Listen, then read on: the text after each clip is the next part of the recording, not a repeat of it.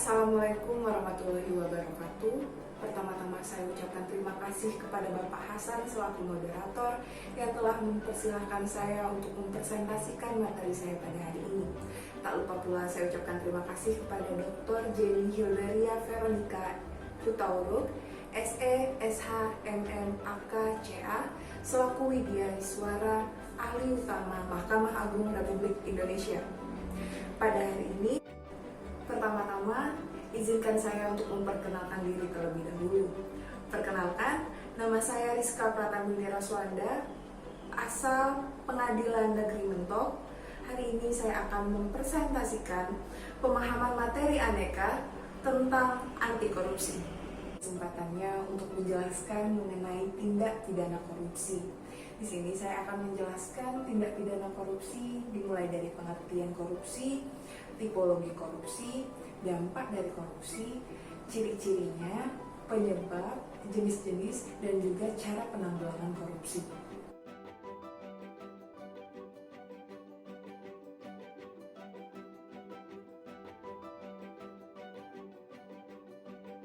Cirinya, penyebab, jenis-jenis, dan juga cara penanggulangan korupsi.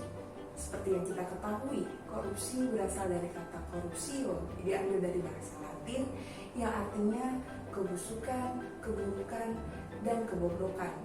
Yang mana hal ini menjadikan korupsi menjadi tindak pidana luar biasa yang akibatnya sangat luas dari segi baik dalam ruang lingkup pribadi, keluarga, masyarakat, maupun dalam kehidupan yang lebih luas. Kerusakan tersebut tidak hanya terjadi dalam kurun waktu yang sangat singkat, tapi juga berlangsung dalam jangka waktu yang sangat panjang.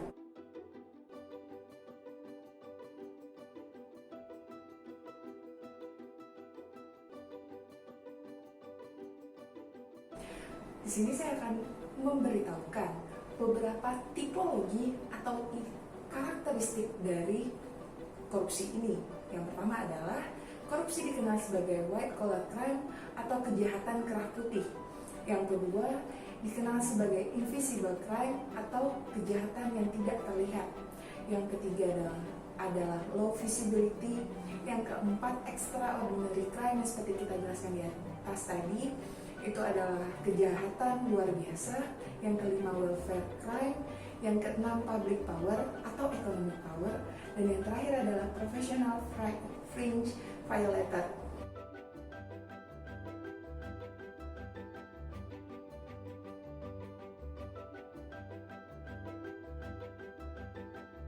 Secara umum, akibat yang ditimbulkan dari korupsi adalah kerugian negara dan merusak sendi-sendi kebersamaan serta memperlambat tujuan nasional yang ada di negara tersebut.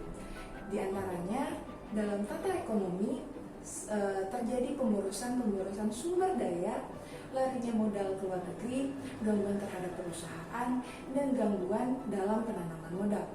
Dalam tata sosial terjadi kesenjangan sosial dan revolusi sosial.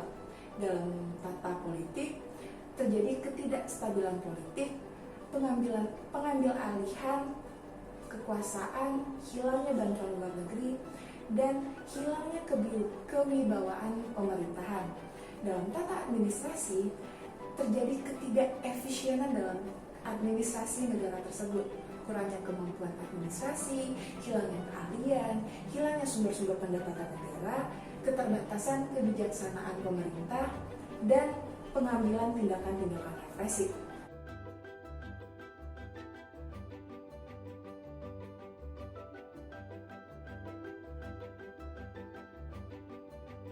Pengambilan tindakan-tindakan represif. Seperti yang kita ketahui, korupsi memiliki ciri-ciri sebagai berikut.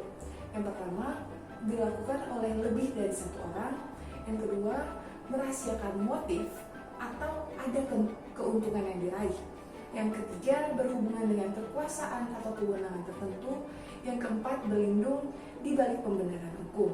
Yang kelima, melanggar kaedah kejujuran dan norma hukum. Dan yang terakhir, mengkhianati kepercayaan.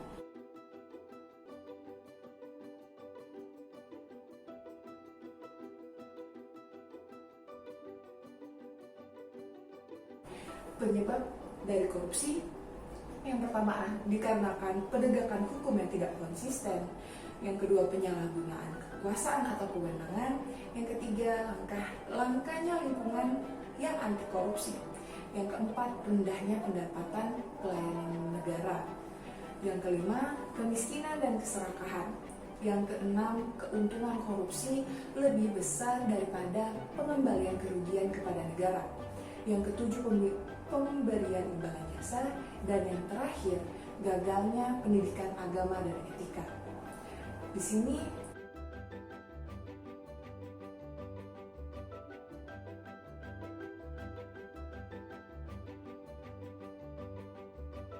saya juga akan memberitahukan mengenai jenis-jenis korupsi yang ada di dalam undang-undang anti korupsi di Indonesia. Yang pertama, korupsi tentang kerugian keuangan negara, suap menyuap, penggelapan dalam jabatan, pemerasan, perbuatan curang, dan benturan kepentingan dalam pengadaan. Tentu saja yang terakhir adalah gratifikasi.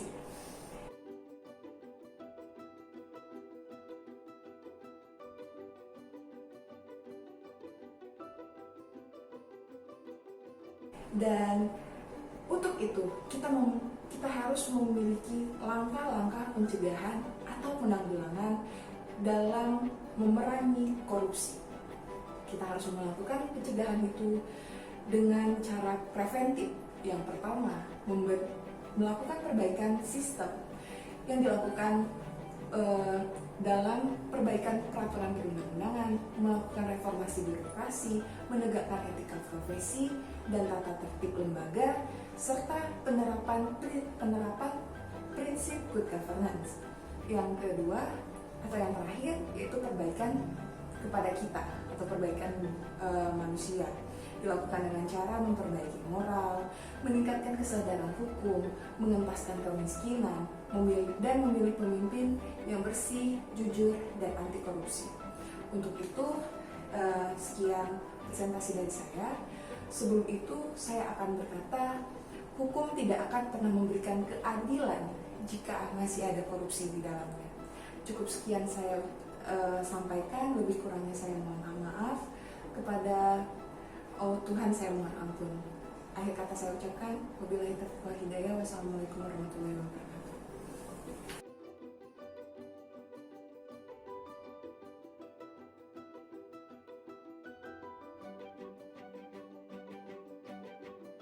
Sebelum saya menutup presentasi saya, izinkan saya berkata, hukum tidak akan memberikan keadilan jika masih ada korupsi di dalamnya.